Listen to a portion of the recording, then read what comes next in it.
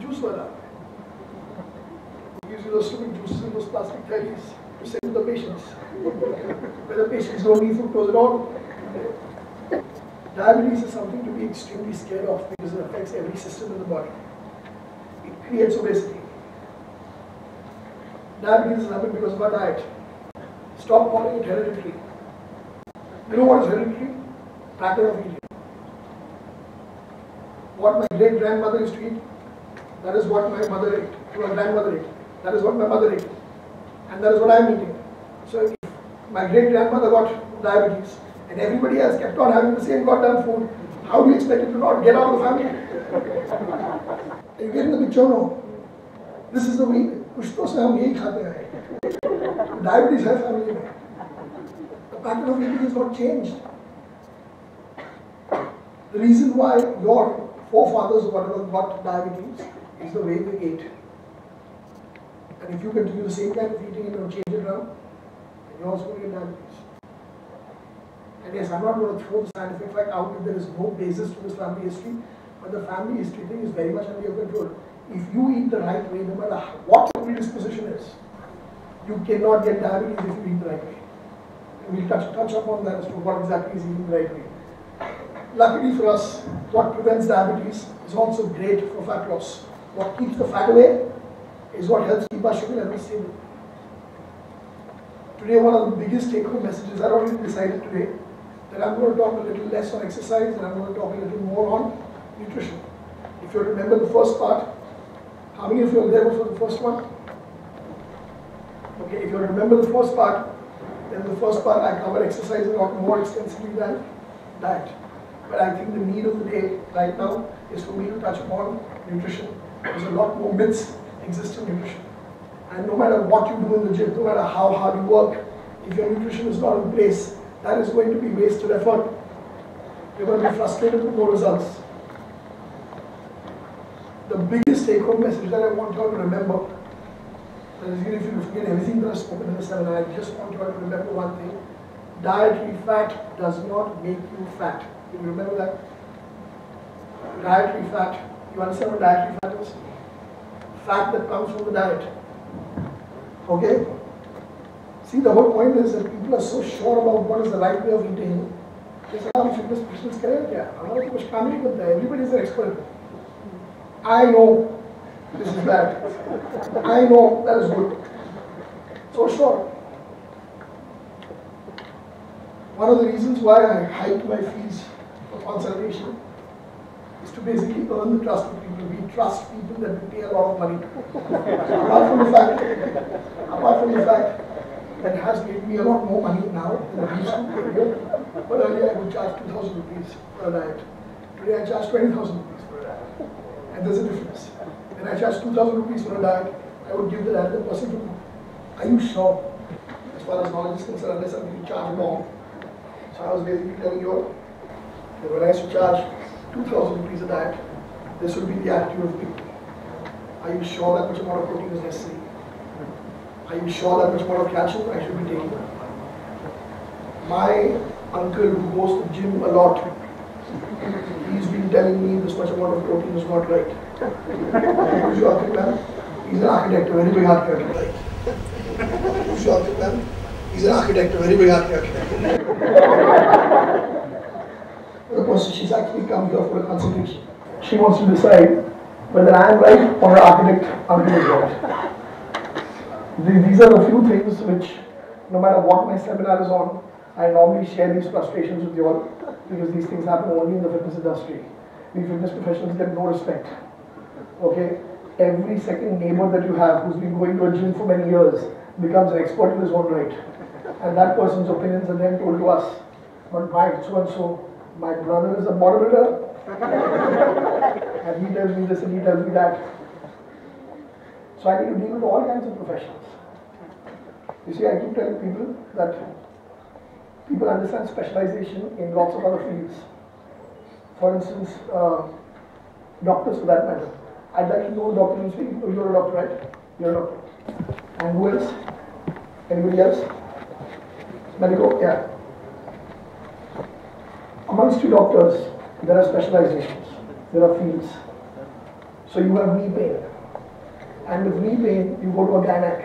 I am a doctor, but here, this is my friend, Dr. So-and-so, who's an orthopedic. Go to him. So go to the ortho. You come to the wrong doctor. There you understand some super specialization. So you go to an ortho with me, and he says, I'm a shoulder specialist. My friend so-and-so, knee specialist. Super specialization. I've got ACL reconstruction. Oh, I don't do ACL reconstruction. My friend does ACL reconstruction only. So specialization. Doctors, did you all have a lecture on nutrition throughout MBBS? A doctor who cannot comment on nutrition, he's not a bad doctor. He's an extremely learned person. And between doctors and fitness professionals, they go through, I think the education might continue for what, 10 years? Probably more. And you know how long the education continues for a fitness professional? 3 months. So obviously, we're talking about very learned people, but we have to understand learning in what? Nutrition is not their field. They can prescribe the right drug to bring a particular level down. But dietary manipulations to basically cure a situation is actually the domain of a clinical nutritionist, which again, unfortunately in our country, no real professionals there. Even in the fitness industry, no real trainers who actually know their stuff. They're just well-read lay people. That's what becomes a fitness professional. So unfortunately, if you were to talk to me as a fitness professional and come for fees, you can't tell me my so-and-so doctor, my architect friend is saying this and my chartered accountant friend is saying this. I'll give you an experiment to do next time. If there's an engineer, a chartered accountant, ask them questions related to their fields. Like for instance, a chartered accountant, ask him something on mechanical engineering. And he says, sorry, you got me mistaken for my friend. He's the mechanical engineer. I'm a chartered accountant. I can't answer you. Then you ask the mechanical engineer something about accounts. You say, yeah, you're mistaken. My friend here, he's the accountant. I'm an engineer. You ask him this question. Then the third thing that you do is you ask both of them something on fitness. And suddenly the chartered accountant will forget he's a chartered accountant. The engineer will forget he's an engineer. And he'll say to us, an empty stomach now. More comfortable. आपको मत खाओ ऐसी सो रहे why at that time did it occur to them to say again I'm a child labor, I'm not a fitness professional? Why did it occur to the engineer to say I'm an engineer? The problem is twofold. People not from this field are offering advice and you're accepting the advice, not giving a damn as to what that person's qualifications are. And to make things even more complicated and to make things even more puzzling, somebody says for 6 packs. What is 6 packs actually? What is a 6 pack? You said that? Okay, rectus abdominis, exactly. So rectus abdominis is there. If you really consume 6 packs, you will never show your rectus abdominis. Because 6 packs basically represent a stack of beer cans. This whole sort of, what should I say, pet name for rectus abdominis, or is a 6 pack, started out with the US, where they sold beer cans in 6 packs. If you were to upturn the beer cans in 6 packs like this, what does it look like? The linea alba in the center, the horizontal transcriptions, and the rectus abdominis. That's what it looks like. So that looks like a 6 pack. From an Indian subcontext, it actually looks like lollipop. In fact, on Facebook there's a photograph there with somebody stapled a lollipop. But then that's the whole point. I want a 6 pack, I want a 6 pack. It doesn't sound that cool. I want a lollipop. What sounds cool is 6 pack. A 6 pack, somebody says, this is what magazines do. So they'll have this one person on the cover showing a six-pack, and then they'll have this whole huge article inside of some 30 different exercises to do for your abs. That person on the cover has never done that. And I'll tell you one thing, and I've been saying this for a very long time. That's Mr. Pushkaraj Shirke. He's a director, producer, photographer, and he handles branding and marketing for KLM. So in fact, I'm going to do this with him. I'm going to try and actually work on the story that I've been telling people for a long time. Get a roadside laborer, Mathari worker, so get them off the streets. You know what? They're all fully ripped. So they're a nice ripped fella from the streets. Okay?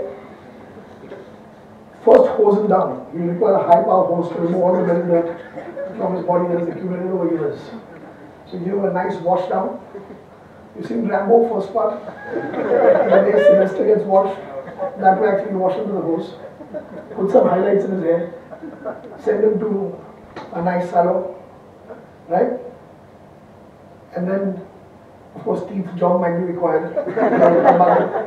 That will be required. And then I asked Pushkaraj, who's very good with physique photography, to take a nice snap of his, like this, topless, very nice jeans, and put that snap on the cover. Our new supermodel. In the business. And for abs like this, turn to page so and so. All this sounds funny, but I'm telling you this is exactly what happens with mass media. The guy whose photograph is there on the cover doesn't even know what has been written in the article. And you think that guy has been doing all those movements. What sells and what doesn't? I've come to the conclusion, and by the way, I want to sell.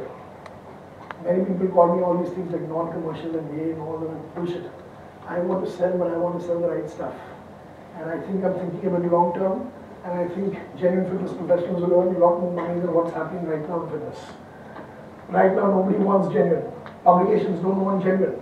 If I tell publications that these are the 3-4 exercises that you can do for breakfast and that's it.